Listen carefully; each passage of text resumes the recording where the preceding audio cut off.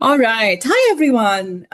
Today I have the privilege of introducing someone who has had an incredible impact on the field of medical speech language pathology.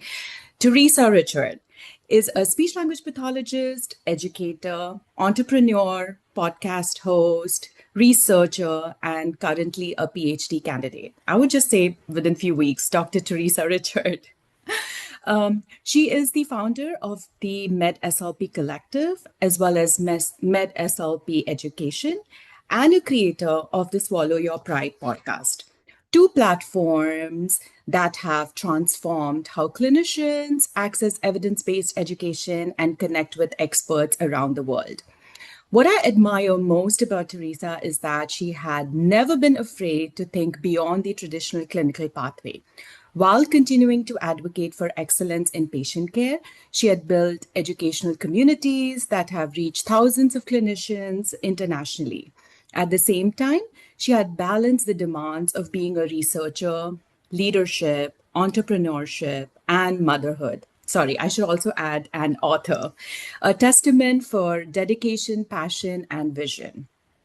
For many of us in the dysphagia and medical SLP community, Teresa has been a source of inspiration, encouraging clinicians to ask better questions, seek strong evidence, and continually grow both professionally as well as personally. So, Teresa, thank you for joining us today. I'm so Yeah, excited to learn about your journey. Um, thank you for having me. um, so, yeah, you know, when I was actually preparing for like what questions I would ask you. I would, I changed my questions in a certain way because we all know you. We all know you're an entrepreneur, researcher, educator, but for our audience to know, we would want to know the personal journey. It's not the destination, you're successful, but how it all led to that. What was the hardest season? Because people see the success now, but what was the one of the most challenging moments in your career where you weren't sure if things would work out? That's a good question because I feel like for me, I have such a love-hate relationship with social media because I very much respect the vehicle that it is, and my career wouldn't be where it is. My businesses wouldn't be where they are. I wouldn't have the reach, the impact if it wasn't for social media. On the flip side of that, social media can be awful, and people are just cruel and horrible and awful on there. And also on the flip side, it's such a highlight reel, right? So there's so much that's gone on in my personal life, in both my professional journey and just my family, things like that, that have just been really, really, really hard. And I feel like just the last, I don't know, 3, 4 years, I just tell people I've been sprinting through molasses. Like things have just been so hard. And I don't, I don't want to say I've had this perfect life. Absolutely not. But I didn't have the insane challenges that I've had until the last few years that it was enough to be like, gosh, like my life wasn't hard before this. Like this is hard now. And I don't know that it was ever any specific one thing, but just a culmination of a lot of really hard stuff happening. I mean, I hate to bring this up, but it's really true. But, I went through that massive cancel culture campaign about, 3, 4 years ago, where just a group of other business owners decided to gang up and just write all of this completely untrue stuff about me. And there's no other way to put it other than just everything they said was untrue and unfounded. And, nobody cared to talk to me about why they assumed things were the way they were. And that was just really hard to realize that some people are just committed to misunderstanding you. And it's not anything that I did. It's not anything that anybody on my team did. I did not do anything wrong. They just wanted to misunderstand me, and they were committed to that. And I think that's one of the biggest pieces of advice I can give people who want to embark on something big, meaningful, that's a big change, that's going to disrupt the industry, that's going to disrupt the way that people think. People always say we need change until you actually put something different in front of them, and then they find every reason why it can't work.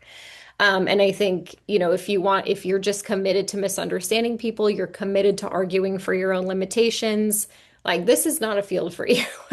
Because there's just, and I don't think those people belong in the medical field. I don't think those people belong in a helping profession. There's so much that we learn new. There's new research, there's new evidence that comes out all the time. There's just new clinical experiences that we experience that also patients go through. And I think, to me, that's one of the reasons I love this field so much is I love how constant how much it's changing. I love how dynamic it is. I love always learning new things. I love when researchers do great work. I love when new technologies come out. And it's just sad that some people don't want to be open to change and don't want to be open to doing things that might be a better way for them to get better results for their patients. Because it's not about us, it's about what can we do to get our patients the best results while also, protecting our own peace and keeping ourselves out of burnout and things like that. That is important. I don't want to downplay that. So, all that to say that was difficult for me to go through. I went through a divorce that was also brutal. There's no other way to say it. It's very difficult to show up, to work and in your business when all that stuff's happening in your private life. So yeah, I've definitely not had an easy road. At the same time, I was also working on my PhD, which a lot of people close to me did not approve of and did not think I should do that. And I think that's another big piece of advice I can give is, if you have big visions, if you have big dreams, surround yourself with people that support those. Like I tell people all the time, like, I can't help it that I have these gigantic visions. Like I don't choose to wake up and say, I want to change the world today. Like that, I don't wake up and say those things. I just have these ideas and these thoughts and these visions of like, why can't we do things easier? Why can't we do things better? Why can't we find a more effective way to do these things? And I've learned that I have to surround myself with people that will allow me to think that way. And even just last week, I had some instances of people that were like, why do you want to do it this complex? Why do you want it? And I'm like, that it doesn't seem complex to me. It seems that this is the way that we have to do things in order to affect change. So it's a different way of thinking than just, yeah. The traditional pathways. No, Yeah. Yeah. absolutely. And I think, as you mentioned, yeah, change is so important. And obviously, there would be a lot of resistance because, everybody is so in their own ways. They are set in their own ways in terms of their thinking, and a little change or a major change would just it won't really vibe with everybody. So I can totally imagine. And also with you, with the social media and so many people are following you, I think I can totally imagine it's a whole different roadblock that there would be tons of other people who would be like messaging you and DMing you. So I can imagine, but I would say I'm a big fan. It's been amazing to have, SLPs like you who haven't really followed the direct clinical care, working in settings, but there has been a step up in the leadership. Yeah. Yeah, and also PhD. I mean, yeah, it's a hard road to go through with so many hurdles and changes in the research questions all the time, and your committee trying to because we want to come up with like actually specific research. You can't just really. There's so many layers involved Yeah. with that. With that being said, I would. How did the PhD journey started, and what was your area that you really enjoyed? Good question. I wanted to do a PhD my entire career. I didn't even want to go to grad school. I didn't even want to go for my master's. I just wanted to go right into my PhD from there. But I had a wonderful mentor who encouraged me to really go for my PhD first, or to go for my master's first and learn what I wanted to study clinically before going on for my PhD. So I did. And then life just took a lot of crazy turns. I ended up moving a few states. I got married. I had babies. I did all these things. And it was like, I still really want to do this. This is still really on my heart to do. I talked to a few different local universities here, and it was like, I just can't figure out a way that this works. I can't figure out how I give up my businesses. I can't figure out how I'm still a mom and still do this. And it was just like nothing just was budging at that point. And it wasn't until I learned of some online PhD programs that I was like, that sounds like something I might be able to do. So once I get an idea about something, I run with it head first through a brick wall, whether it's the right time or not to do it. So this I was, love that. right after we were still probably in the thick of COVID, to be honest. I had just had my daughter. By textbook definition, this is the absolute worst time to start a PhD. To be honest, I didn't even tell a lot of people because I knew they wouldn't. My life was so busy at the time to begin with, and I knew they would just not agree with it. So I really didn't tell a lot of people to begin with.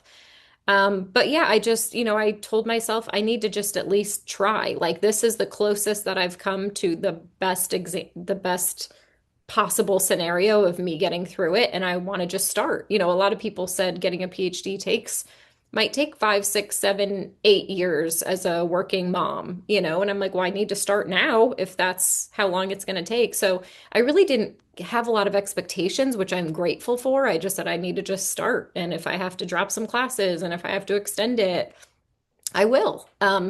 But what actually ended up happening is I'm not surprised, is once I got into it, I wanted to finish as fast as humanly possible. So I've driven some of my professors and some of my committee members absolutely insane with how fast I want to get through this and get things done. And yes, I'm defending my dissertation next week. So I will finally be done. But yeah, I think back to your question about what I wanted to study. I knew I wanted to study swallowing. I'm obviously very passionate about fees. And I just assumed it would be something along those lines. All that to say, I was in the neuroscience track, which is what swallowing should be in. And I did not have some good experiences with that. It turned out that most of the coursework and things like that were really tailored towards PTs. And I tried to, voice my displeasure with that there should be, more pathways for other professions that want to specialize in neuroscience. And that wasn't a good conversation. So all that to say, I ended up switching my concentrations to healthcare leadership and healthcare education, which after speaking to some of my mentors, they were like, isn't that all that you care about anyways? Is, with your companies that you've built, you're really passionate about online education for medical speech pathologists. And I was like, well, yeah, I am, but I didn't want to lose my, clinical edge with fees and swallowing too. So all that to say, I did did my concentrations in healthcare leadership and healthcare education, which I learned so much, and I'm so grateful that I did those. And my dissertation is still on fees and swallowing, so I was able to really nurture all of my passions at once. Thank goodness. That's amazing. That's really good. Would you want to share a bit about your topic? I know you did the Yeah. whole week of fees, but just a little glimpse of what Yeah, our yeah. audience.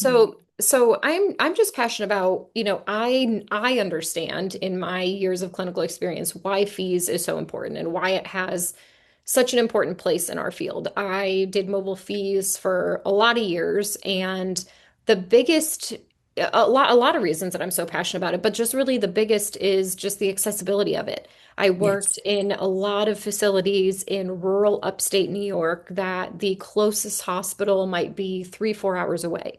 yes, So many patients would never have access to swallow studies, would just be put on thickened liquids for Lord knows what, just so many, just a massive lack of access. So that really, I was passionate about fees before, but that really fueled it even more. So my dissertation topic is really exploring the clinical, why do we, sorry, I just lost my whole train of thought. Um, But is just what the heck is the word I'm looking for? Just the clinician's perceptions of fees And, is there a reason? Is it because SLPs don't like fees? Is it because they don't agree with it, or they've just not been trained on it, or that they just not have experience with it? Or is it a systemic issue? Is it administration doesn't believe in it? So I did a mixed method study. I did a lot of quantitative data. I did a survey. We got 210 SLPs that took the survey, just asking all different questions about, why, what are your perceptions of fees? Do you use it? Have you been trained on it? All sorts of different things. And then also did a qualitative portion. I interviewed 20 different SLPs. We did purposive sampling to really get a lot of diverse perspectives. And just looking into, why we have this perception utilization gap. So stay tuned for all the results of that.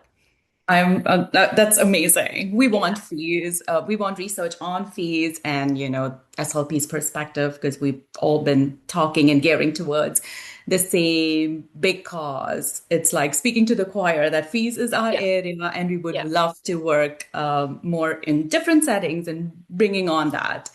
With that being said, Swallow Your Pride podcast. I was a part of it. Thank you.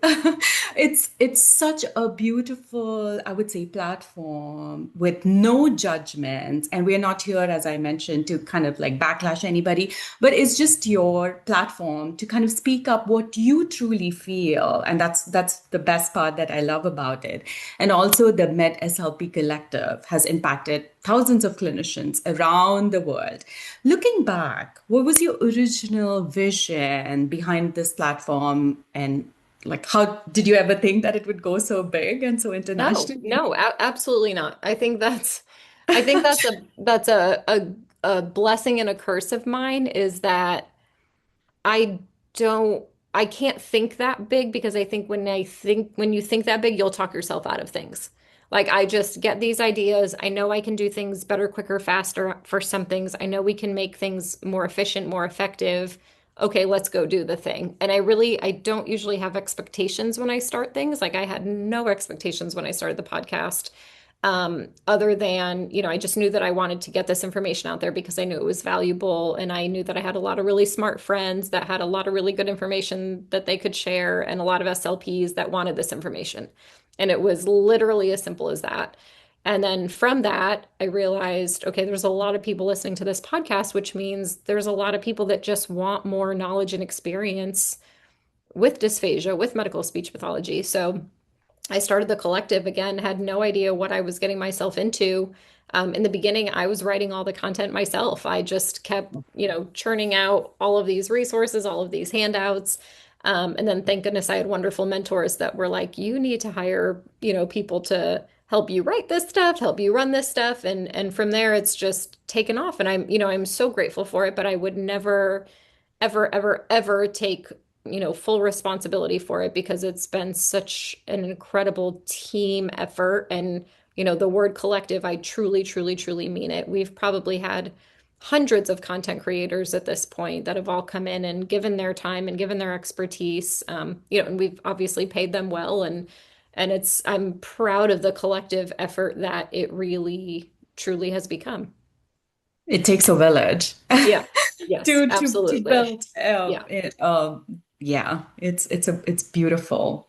With that being said, I would like you've helped shaped medical SLPs learn, practice evidence-based care. How was pursuing advanced education and research strengthen your role as a healthcare leadership? And what leadership lessons have been the most valuable throughout the process? You know why I am emphasizing on healthcare leadership? Honestly, like for me working in as a speech language pathologist, Teresa, there are only so few SLPs who have stepped up into leadership. Like I went through my SLPD journey. We had this healthcare leadership class, Mhm. and it gives you the step-by-step analysis of your personality. I'm sorry, I'm blanking out on our Yep, I great. know exactly what you're I know exactly what you're talking about, and I can't think So, of it either. Yes. right. Yeah. He talked about conflict resolution. He talked about Yep. conflict Emotional management and intelligibility. emotional. And oh Yes. my God, I was Which I so feel like any human that should be working in any setting anywhere in the world needs to go through that. Yeah. And in Yeah. our everyday Yeah. practice, because we are just such a niche, a small discipline, I would say, as opposed to, the other disciplines, PTs, Yeah. OTs. So I am so passionate about leadership because most of it's just so hard to step into. What's your take on that? It's interesting. As you started asking me this question, I was like, I have no idea how I'm going to answer that. Like, I don't know what I'm going to say about this. And then as we kept talking, my thing that I tell other SLPs that ask me about this all the time is that you don't need permission from anybody to step into a leadership role.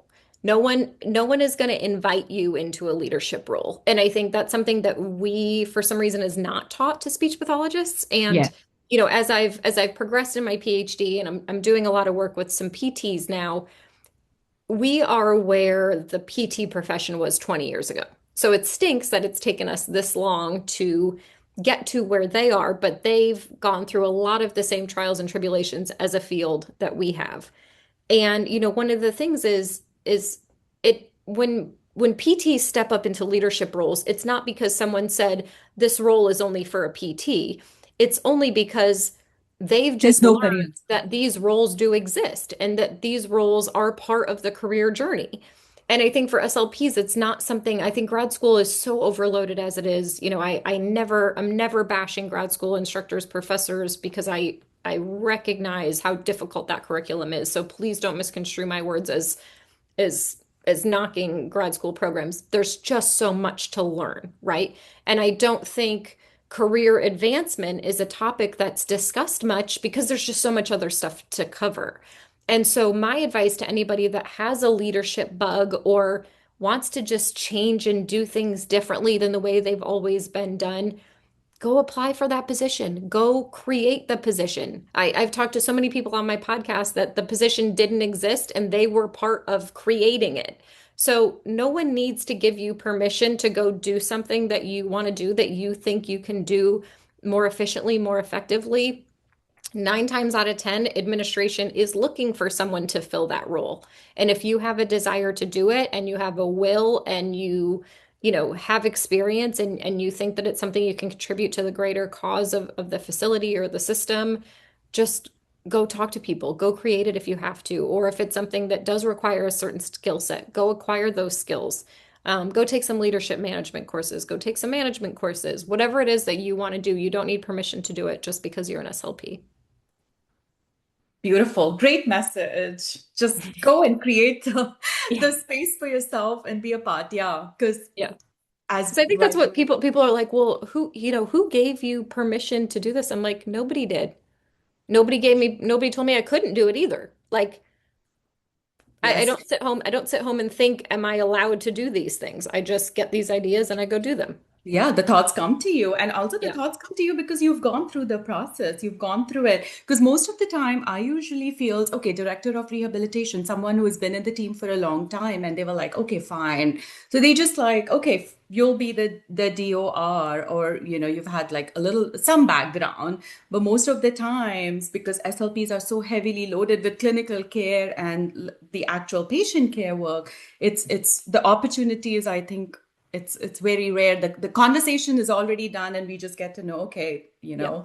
that's how it progressed. Yeah. So that's wonderful to have that conversation and to create that opportunity for yourself. I Yeah. like that.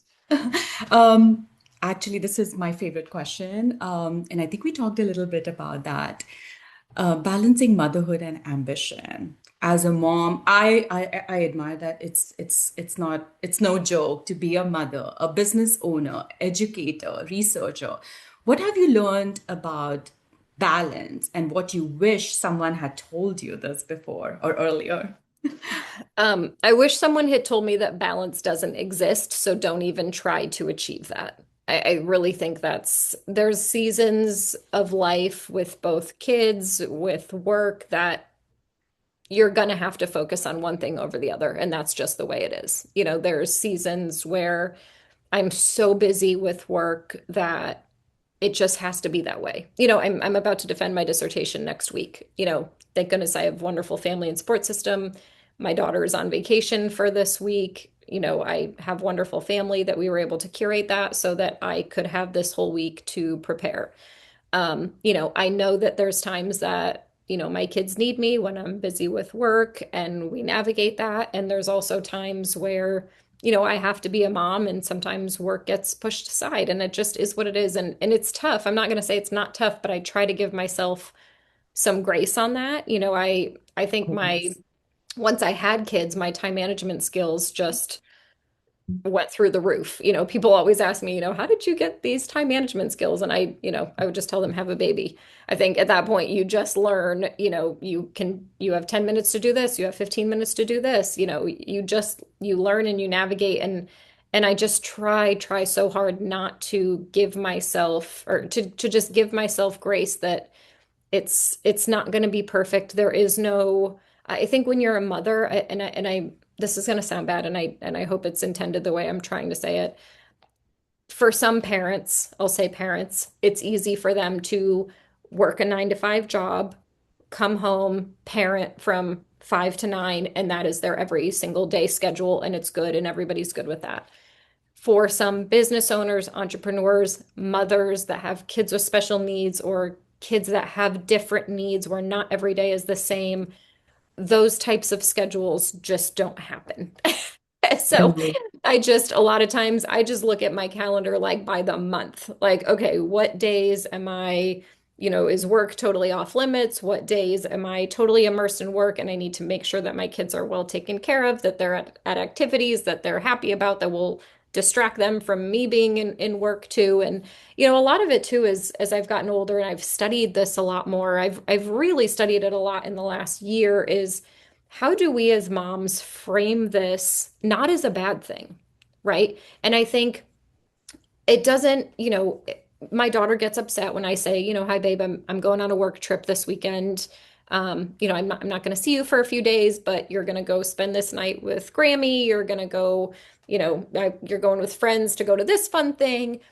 How do I frame that so that it's a good thing for her and not say, but I'm really sad. I don't want to go on this work trip either. It's stupid. I don't want to do that. I'll miss you. I don't want to have that impact on my kids. So I try to frame it as I'm excited to go on this work trip because I love what I do. I get to have an impact on a lot of other SLPs. I get to have a lot of impact on a lot of patients. I get to help people. And that's really what I love doing in my work. So I know you're sad. I know you're going to miss me this weekend. I'm going to miss you too. You're going to go have a great time. And I'm going to go, have a really fulfilling, impactful time with my work. And I try to just frame it that way so that I don't know, like I said, I've really put a lot of effort into studying how we frame those conversations with our kids because I think if we say, I don't want to go to this stupid work conference for a week, what taste does that put in our kids' mouth about what they believe about work too?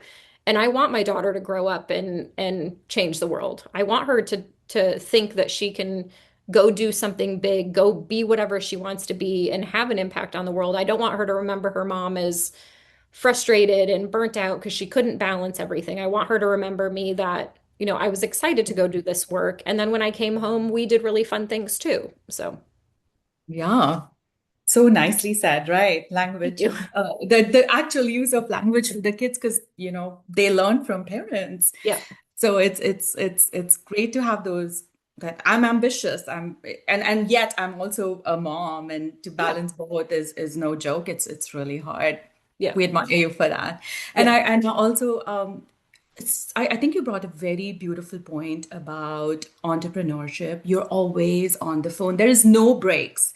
The 9 to 5 job and you're off, and you can do your personal time, you can do so much. But I think, yeah, with so much of an intensive roles that you play in different areas, I think it's really hard to kind of step back. Okay, for 2 hours, I'm not going to touch my phone. If it's such an emergency, still I need my 2 hours to kind of just like decompress and, Hmm. and and take a breather and then go back to it. Yeah. It's a hard one. I Yeah. agree. Yeah. Um, with that being said, looking ahead, I know you've done so much for the Med SLP community. Also, your goals with education. What goals or projects are you most excited about pursuing? If you would want us to know more about that. Yeah. I'm actually in the process of building like a state-of-the-art swallowing clinic, which I've been working on this for years, and there's just so many moving parts and pieces going into it. I feel like my kids are old enough now that can start taking on some bigger responsibilities, and obviously I'll be done with my PhD, but I really just want to get back into helping patients in a really, really meaningful way. I want to bring in all the latest and greatest technology that we have access to. I want to really change a lot of the service delivery and a lot of the ways that we provide treatment to patients, because I think the way that we do things is very antiquated, especially with a lot of our billing concerns. And there's a lot of different ways that we can do things that we just don't even have to play those crazy insurance games. So yeah, I'm really excited for the next chapter there. I also want to, provide some intensive training for SLPs too. I want to be able to have, boot camps for fees and video fluoroscopy and really have SLPs come in and get some hands-on learning and hands-on experience with patients in an advanced setting, that's not a university that, because I think that's the biggest problem. So many SLPs out there want to get better at these things, want to have these skills, but how do you do that in a post-professional setting? If your hospital or your healthcare center is not willing to provide that training for you, then how are you supposed to advance your skills? It's silly to me that we expect so much out of our SLPs, yet we don't want to provide the adequate training for them to go do that. So just a lot of different, really unique ways of providing different service delivery, both to SLPs and their patients, is really my next crusade. That's awesome. Amazing. I'm sure we all are going to it's going to be a great it's a need, and it's the Yeah. help we all will get, the support that we need. Looking forward to it. Thank you. And then this is one of my last questions, Teresa. Actually, a lot of people don't know about you being an author of the book. I would love for you to tell us more, how it led to writing the whole book on swallowing Yeah. disorders. Yeah, so I wrote a book called So You're Having Trouble Swallowing. It's actually a Amazon and Barnes and Noble bestseller, mostly because there is just not a book on this topic. And that's really where it started from was, because of the collective and the podcast and MedSLP education, I get a lot of patients that reach out to me like, I have a swallowing disorder. I don't even know where to start. And if you look on Amazon and you just, look up swallowing disorder, you really get nothing. And Right. that's just crazy because it's when, I think about when I had my son and when I think about different medical conditions that I have or different conditions with my kids. Like one of the first things we do is we seek out like resources and is there a book on this topic that I can learn more about? So I wrote that book really from a lens of a mom of a child with a feeding and swallowing disorder and a lot of the problems and trials and tribulations and things that I had to consider, but then also, okay, what is even out there? I think a lot of people, it's one thing to be diagnosed with a swallowing disorder. It's another thing to know what's even available as far as treatment or, pharmacological things that we can do. There's, are there other specialists that they need to go see? So that's really the reason that I wrote the book is, not to give comprehensive answers to people, but rather to just open up their minds that there's so many different things that are available out there. There is a lot of different compensatory strategies, or if you want to go into exercises and rehab, or if you want some really high tech, e-stim and things like that, there's a lot of different things on the market and a lot of different things to explore. And I think that's what patients just want is they want options. They want to know what's available to them, whether, they want to go through therapy or they don't, or they just want to go through compensatory strategies and be on thickened liquids. That's fine. That's their will. That's their desire. And I respect all patients' wishes. It's just important to me that people have all the options out there. Education. Yeah.